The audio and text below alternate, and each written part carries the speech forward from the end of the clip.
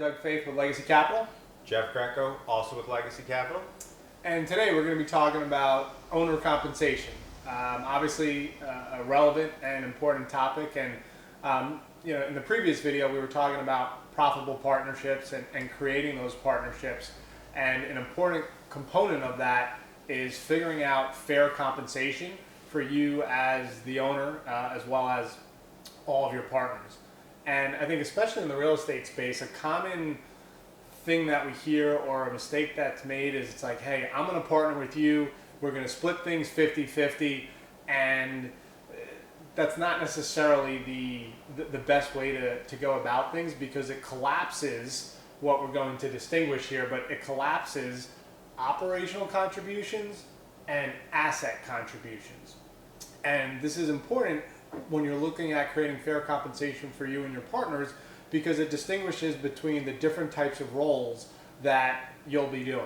And just before we get into that, so a typical structure that Doug was talking about, before people come to us or even some of our existing clients, you'll have someone who's experienced in managing real estate, and then they'll have someone who has money, and they say, you provide the money, I'll do all the quote unquote work, we'll split it 50-50.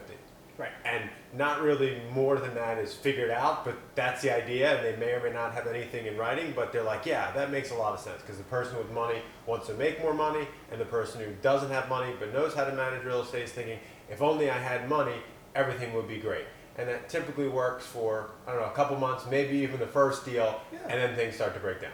Well, because it depends, right? If you're saying, hey, we're splitting things 50-50, and that's how I'm getting compensated, what if there isn't any profit or money to split for the first year or 2 years, right? The person that invested money, yes, they're not getting a return on their money, but they're not investing any time in it, as opposed to, as Jeff's saying, the person that's the operator in that business working day in and day out.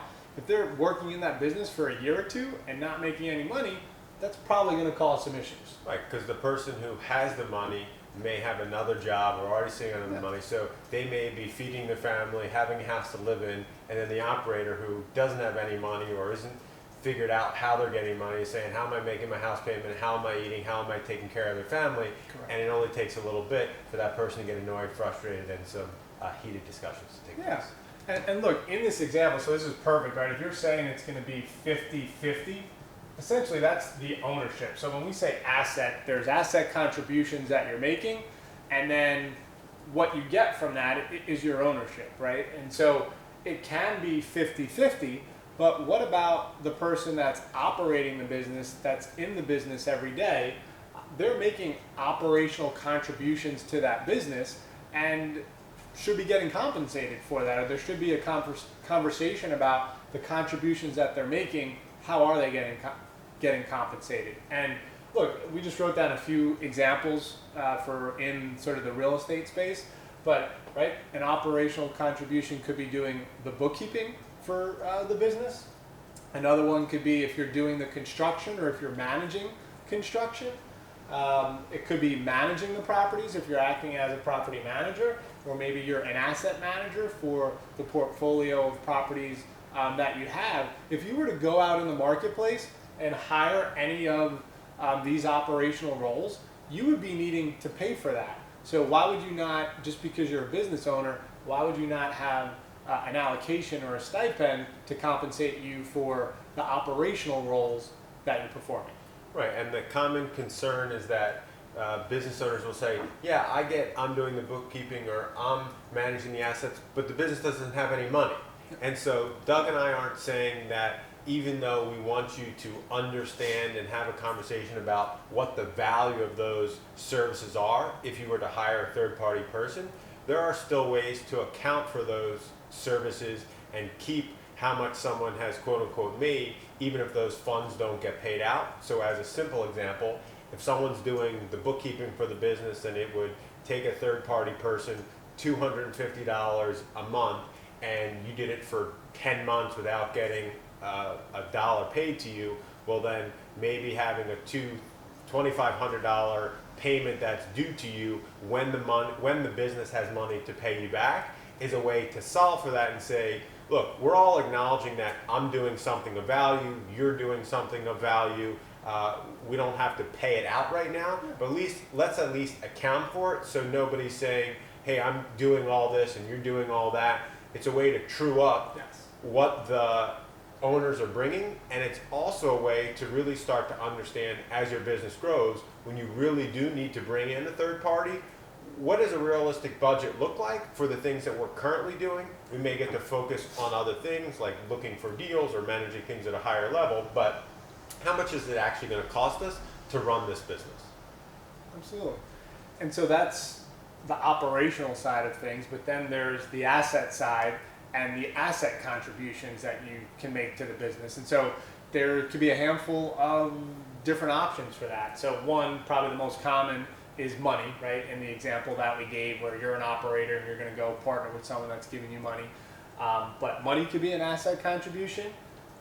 Maybe they're contributing real estate, and that could be maybe there's a free and clear property that they own that they're going to contribute to the venture.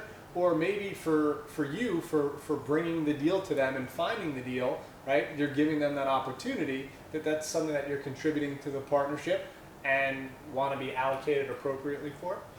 And so sometimes people in partnerships have one partner who's stronger financially, either with money or Right. credit.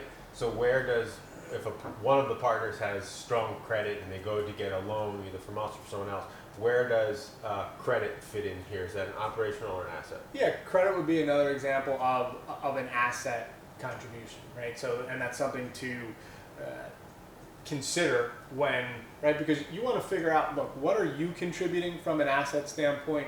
What is your partner contributing from an asset standpoint? And the last thing here is, not the last thing, but the last example we have is like intellectual property, right? So, if you're an investor that's been doing this for 10 or 15 years, there's certain intellectual capital that you have that you know from your experience that is valuable, right? And there should be some allocation for that. And you want to identify and talk about what these contributions are, because it's really the asset contributions is what should dictate what the ownership is. A common mistake investors make is, oh, we're just going to do 50-50, and some of their operational contributions is sort of how they justify their ownership. And the problem is if you're not being compensated for your operational roles, or said another way, if how you're being compensated for your operational roles is ownership in the business, you've got yourself a job for life. You can actually never remove yourself as the operator, because if it's tied to your ownership and you stop doing this, you end up with no ownership, right? And as investors and business owners, the whole purpose of setting up our businesses is we want to create passive income, right? We want to build the business to a point where we don't need to work in the business anymore. And the only way that you have a chance to do that is by drawing a line and distinguishing and allocating for the operational contributions and the asset contributions. Right, and so as business owners, as Doug was alluding to, we, especially to get started, are an operator in the business and we own a part of the business. And so even though it's the same person, almost thinking about it as I'm Doug the owner and I'm Doug the operator, even though they are the same person. So at some point, whether you always are the operator or you choose to do different things in the operational role, there's a way that's solved for the ownership part and the operational part, so it can be handled as the business scales and people's involvement changes. Yeah, and it also makes it really clear for making some of those changes, right? When you want to remove yourself or maybe change the role, because that's going to have a financial impact on you as the business owner, and you're able to clearly see what that is. So you have your ownership, you know what you're getting paid through distributions, you have your operational compensation, you know what you're getting paid as an operator, so you can see, hey, if I stop being an operator in the business, I'm going to lose this operational contribution here, right? So there's a financial impact, but I'm still the owner and I'm still going to get those owner distributions, and it becomes really clear instead of guesswork or figuring out how it's going to impact you. And we'll talk about this in the next video in terms of business owners stop doing everything themselves. Yeah. But one of the things to also think about, for instance, in the bookkeeping role is as business owners want to do higher value activities for the business, you can start to understand what are the things you're doing that either you're not best at or you don't enjoy doing, or frankly,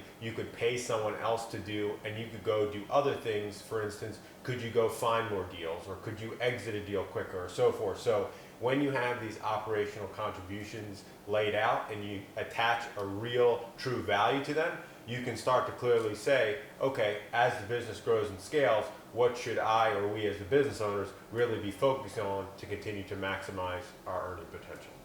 Yeah, and I think the last thing to touch on there is as you identify what the operational contributions are, right, these are expenses to your business, right? So it's obviously going to lower your net income because these are expenses. And so that it doesn't necessarily mean that this is going to happen, but it could then impact how much ownership you have, right? So maybe now you're getting paid as an operator, and because you're getting paid for the operational roles that you're doing, the partner or the other partners may say, hey, you know what, 50-50 isn't fair. It should be 60-40. You're getting compensated here, but really for your asset contributions, and now that we've distinguished the two, it's not really worth 50% of the business. It's worth 40% or 30%.